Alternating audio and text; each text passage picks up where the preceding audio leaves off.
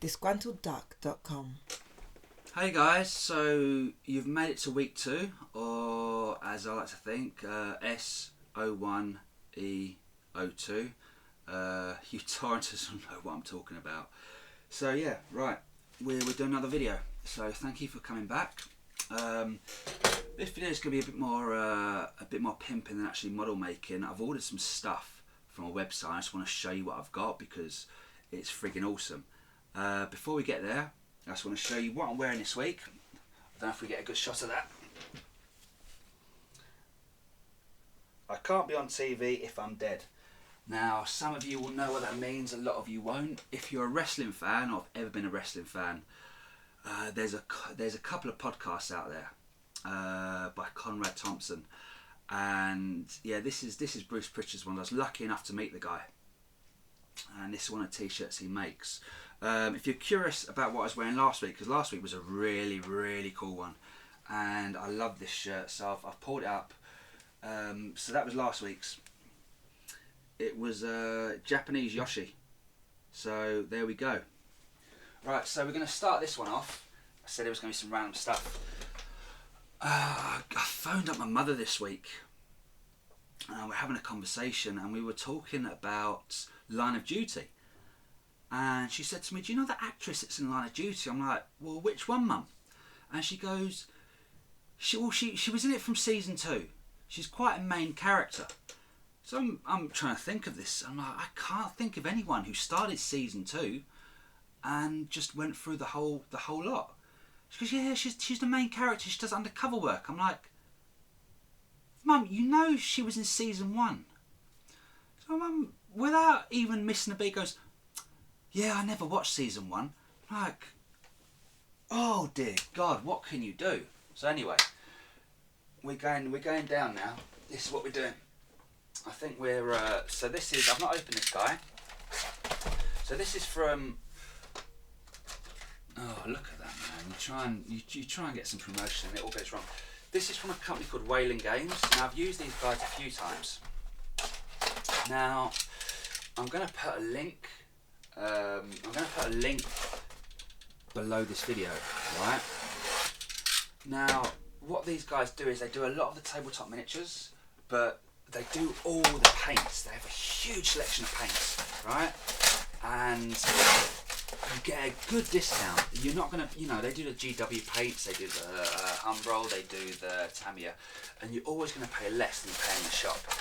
And I ordered these guys about a month ago, and they've been sitting here, and I'm hoping, alright, there's going to be some cool stuff in here. So let's have a look. So there we go. Let's get these out. Alright, let's throw that away. We don't need that. So there we go. There's a little invoice. So what have we got? So I think all this stuff cost me about 30 quid, which I think is nice. So there we go. We've got first one. Oh, put it in the middle. There we go, right there. Rust and Corrosion, AV Vallejo. Vallejo? Sure, that could be right, that could be wrong. I'm fascinated with, I love rust. I just think it's absolutely beautiful. It's like autumn, It's just those reds and those colours. It's amazing. So I want to do a few rusty vehicles, not specifically military, but I want to do some cars with some of that rust on. So that's the first one, okay? So this is the other stuff we got. So let's see. This looks quite cool, eh? See that? If you can see, that's quite a cool little package. Right, so what do we got here? So let's start with this one. We've got some wet. So basically the idea of this is it's a finishing product. So once you've done your varnishing and whatnot and you've got that nice dry finish, you're going to use this in certain places. It's going to give that wet look, either wet rain, maybe grease, maybe something else. So that's one that looks quite cool. What have we got here? Environmental acrylic. Okay, so we've got some more. This is a rust, and this is a rust texture. And if we can see that, how we're going to zoom in on there. There we go. We've got that right there, center screen.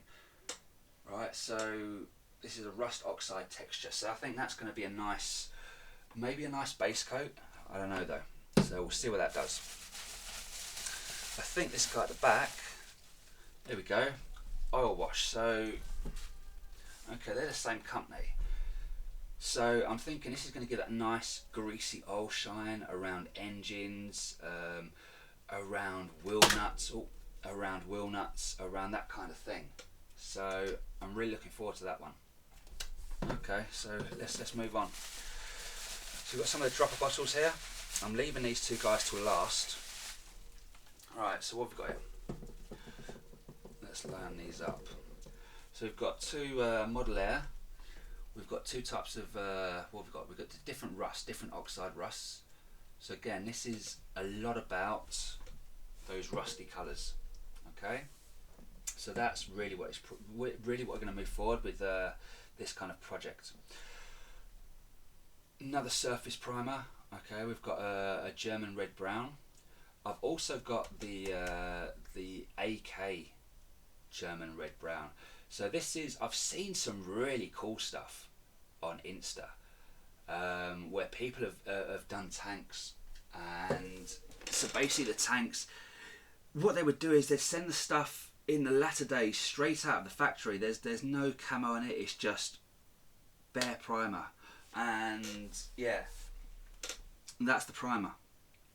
So you can think you've got a Tiger tank and you've got a full camo bottom, and you've got the turret still on top that's just in primer, because they used to prime this stuff in the field. And I mean, that's one of the interesting things with paint colours and that, because they'd use whatever they could use. If my memory serves me correctly, a lot of the stuff was sent in powder form, and they'd have to mix it with oil, water, fuel, whatever they could. So that's where you're going to get those different colours, depending on where they were during the war and what they had to them. So I think it's quite cool when you see some of that stuff in the primer. Now, we've also got, there we go, see that one there, and we go to the main screen. We've got the surface primer in a German Panzer Grey. I think one of my most interesting things is the whole Blitzkrieg. Just a fascinating, a genius way to fight war.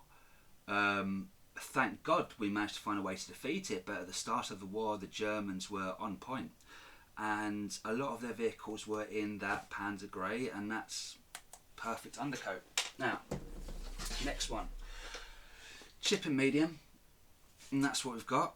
So I've tried the hairspray system, so had success with it, but this is apparently the same sort of idea in a bottle form and a lot better. So let's see how we do with that. Last two. Now, so I love Games Workshop, always have. I love their paints. Now, I've picked up these two. Alright, so this is a Citadel Technical, and this is a Citadel Dry. And now the Technical is typhus corrosion. So do you know what? Let's pop these open right now and see what we're actually dealing with. There we go. Oh, that's not freaking worked, is it at all? Okay, there we go. There we go. So what's that? That just looks like.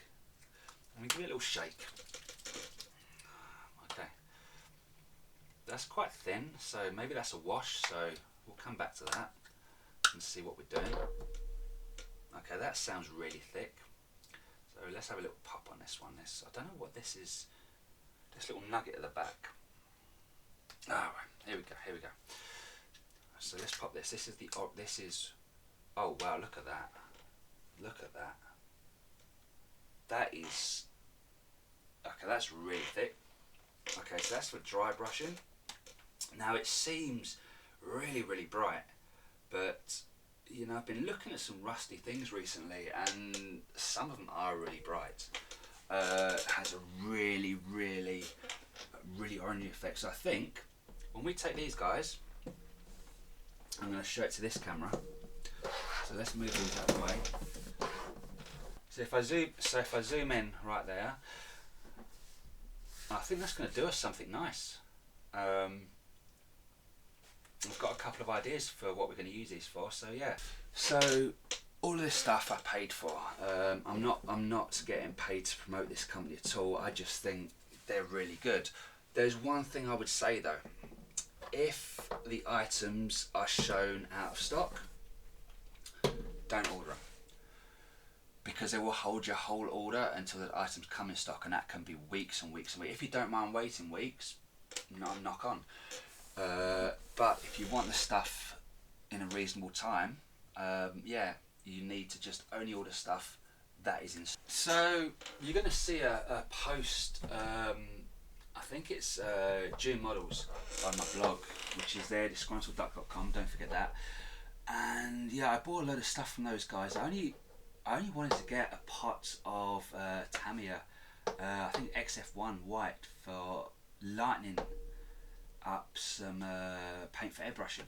And easily you go with those guys, you spend £30–40 because they've got so much stuff. So yeah, do me a favour.